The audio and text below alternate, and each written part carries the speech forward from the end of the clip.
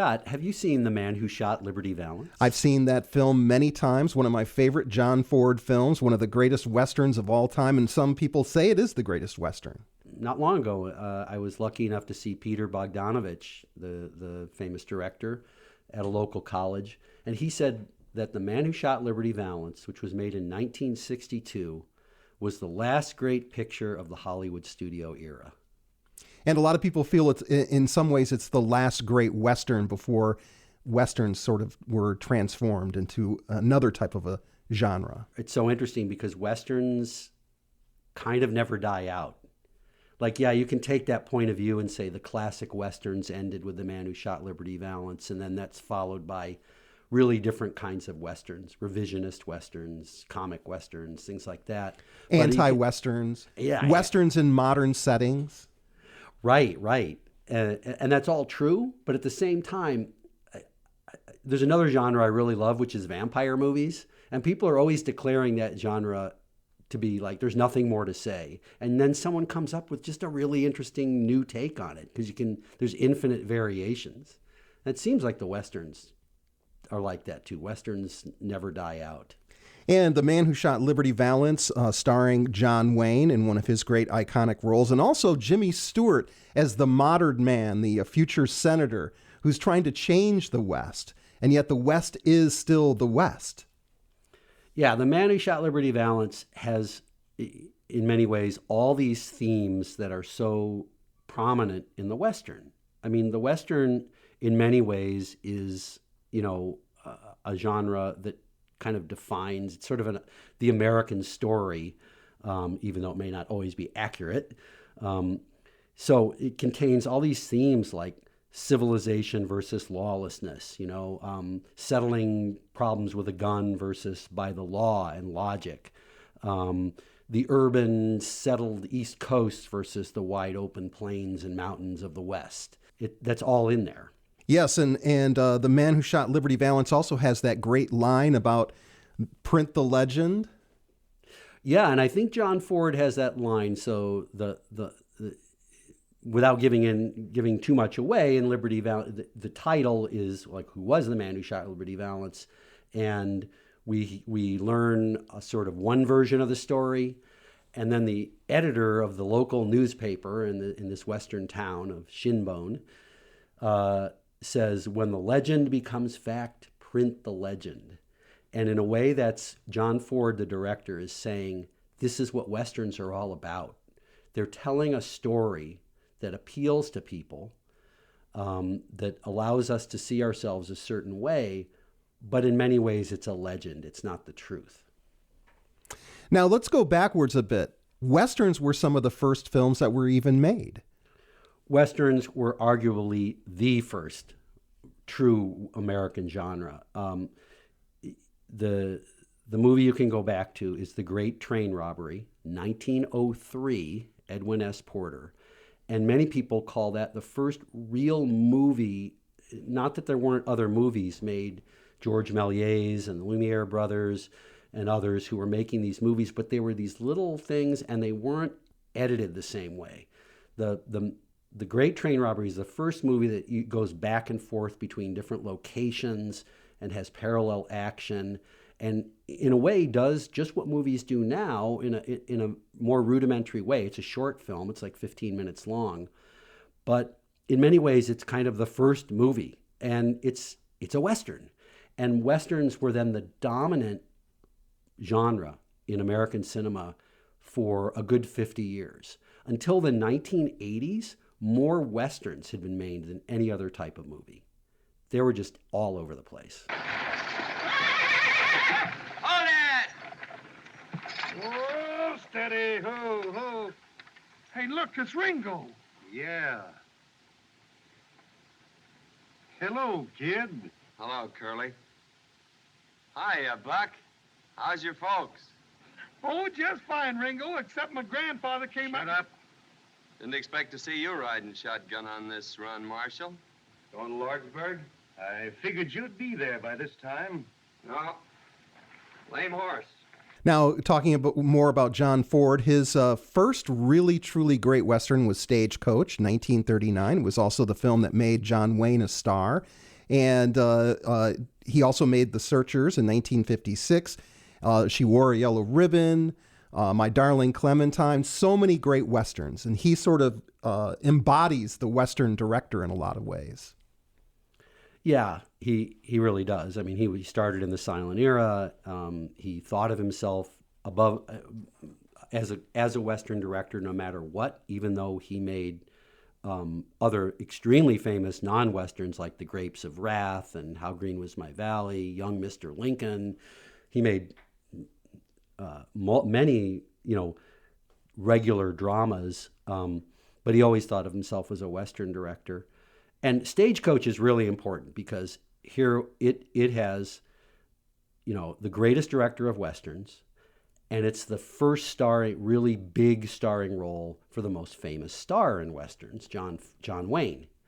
And with a great supporting cast. An amazing supporting cast. And Stagecoach is great. I mean, if you knew nothing about Westerns and you wanted to be introduced to all the themes, the biggest star, everything, watch that movie. 1939, John Ford, Stagecoach.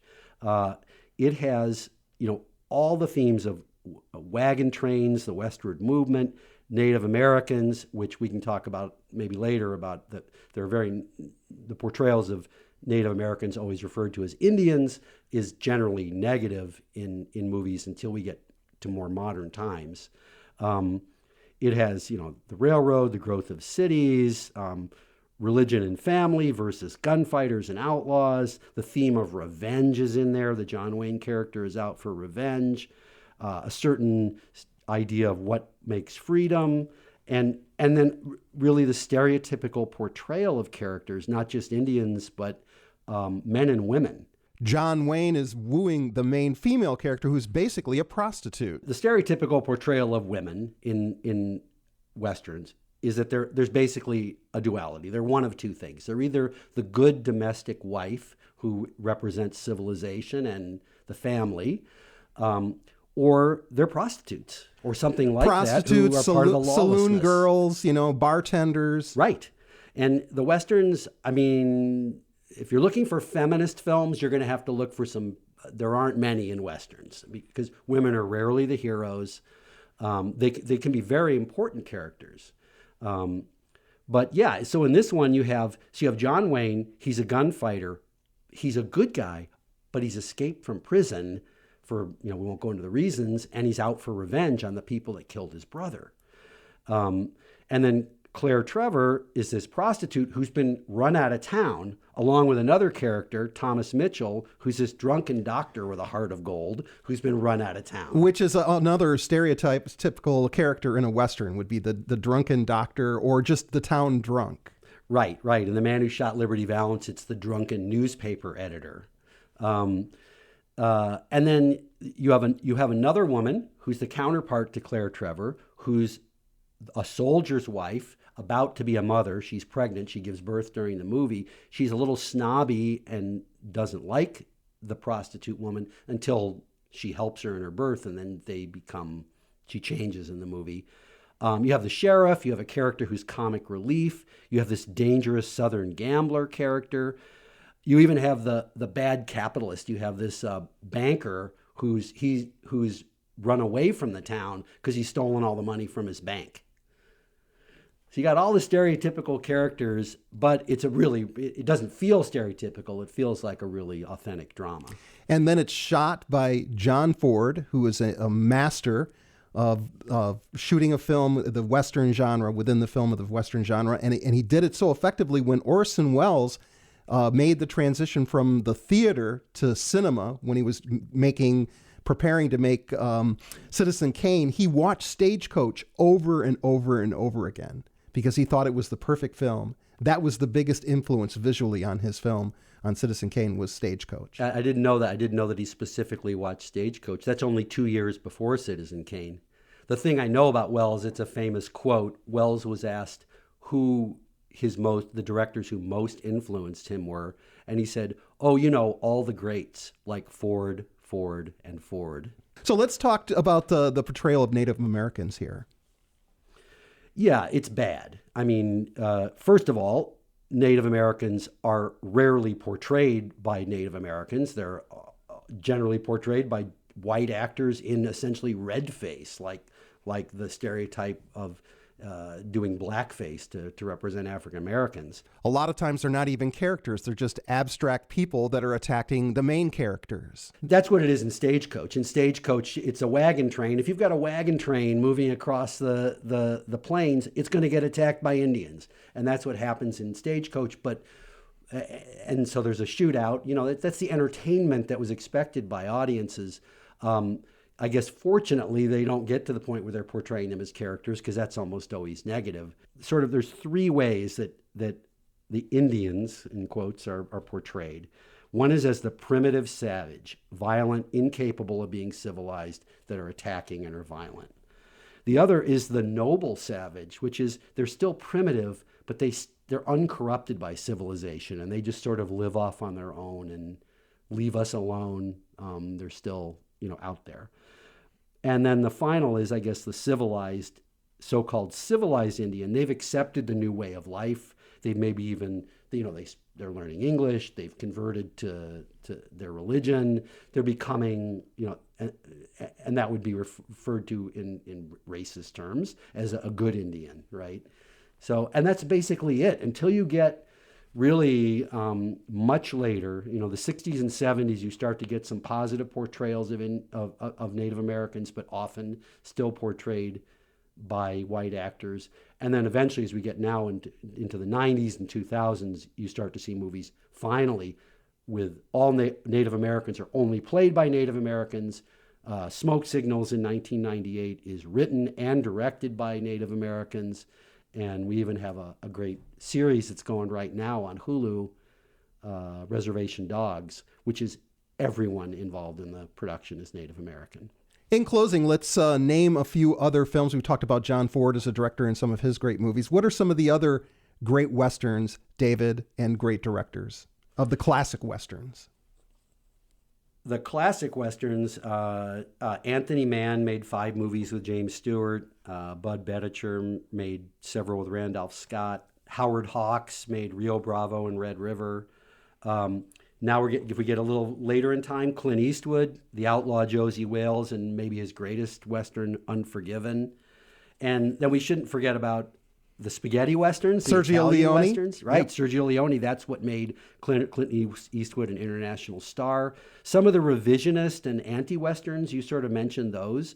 Things like Little Big Man is a wonderful movie in 1970, really showing for one of the first times to show the truth of what actually happened to the Native Americans. Starring Dustin Hoffman.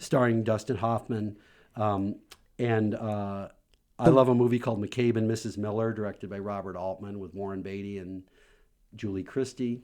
The Wild Bunch, Sam Peckinpah, 1969. Yeah. And of course, Butch Cassidy and the Sundance Kid, 1969 as well. George Roy Hill, and also in terms of classic Western, Shane by George Stevens in 1953. The Magnificent Seven, John Sturges, 1960. High Noon, 1952, Fred Zinnemann. These are all great classic Westerns as well. This is the West, sir. When the legend becomes fact, print the legend.